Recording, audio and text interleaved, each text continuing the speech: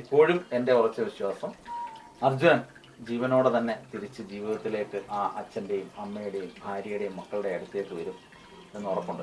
തീർച്ചയായിട്ടും അങ്ങയുടെ വാക്കുകൾക്ക് വലിയ മനസ്സ്, അതൊരു പൊന്നാവട്ടെ. ആ നാക്ക് ആ ചെറുപ്പക്കാരൻ വരണം. കുറേ പേരുടെ അത്താണിയാണ് ആ പയ്യൻ. അപ്പോൾ ജീവിതത്തിലേക്ക് വരട്ടെ എന്ന് ആത്മാർത്ഥത്തിൽ പ്രാർത്ഥിക്കാം. പിന്നെ ഇടയ്ക്കൊക്കെ കുറേ നമ്മുടെ ബിഗ് ബോസിൽ അഖിൽ മാരാർ വിഞ്ചി, എനിക്കൊന്ന് ആദ്യത്തെ പ്രവചനം കേരളത്തിൽ നടത്തിയ താങ്കളാണ് തോന്നുന്നു അല്ലേ? ആദ്യം പറഞ്ഞത് ഞാനത്. ആ പ്രവചനം പറയാൻ കാരണം എന്താ? എത്ര ദിവസം കഴിഞ്ഞിട്ടാണ് പറഞ്ഞാൽ അത് എൻ്റെ കുറേ സുഹൃത്തുക്കൾ, ഞാൻ അന്ന് ഇവിടെ സ്ഥലത്തില്ലായിരുന്നു, ദുബൈയിലായിരുന്നു. ദുബൈയിൽ ടിസീസിലായിരുന്നു ഞാൻ. അപ്പം എൻ്റെ കുറേ സുഹൃത്തുക്കൾ അവിടെ എന്നെ കാണാമെന്ന്, മാരാറുടെ ഫാൻസ് ഒരുപാട് പേരുണ്ടായിരുന്നു. അങ്ങനെ അവർ വന്നു, എന്നെ കണ്ടു.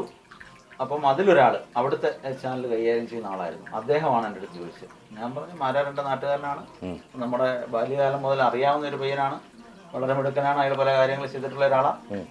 ഇവിടുത്തെ പ്രശസ്തനായ സിനിമാ നടൻ്റെ പുറകിൽ നിന്ന് ഒരാൾ മുമ്പിലേക്ക് വരുന്ന ഒരു അവസ്ഥ ഉണ്ടാവും, ഇങ്ങനെ പറഞ്ഞു. അപ്പോൾ അദ്ദേഹം ചോദിച്ചു, ജയിക്കും എന്നാണോ പറയുന്നത്? ഞാൻ പറഞ്ഞു, അതെ ജയിക്കുമെന്ന് തന്നെ. അത് പിന്നെ കുറച്ച് ചാനലൊക്കെ എടുത്ത് ബൂസ്റ്റ് ചെയ്യായിരുന്നു അന്തകാലത്തിൽ. അന്ന് കുറച്ചേ ബൂസ്റ്റ് വന്നോളൂ. കാര്യം എല്ലാവരും പറഞ്ഞത് 90 ദിവസം കഴിഞ്ഞപ്പോഴാണ് താങ്കൾ അത് പറഞ്ഞെന്നുള്ളത്. പക്ഷെ 90 ദിവസം കഴിഞ്ഞപ്പോഴല്ല പറഞ്ഞത്. എനിക്കൊന്ന് ഷിജു പടിഞ്ഞാറ്റിങ്ങര എന്ന് പറഞ്ഞൊരു മാധ്യമപ്രവർത്തകൻ സ്റ്റാർട്ടിങ് തൊട്ടേ പുഷ് ചെയ്യുന്നുണ്ട് അഖിലിനെ.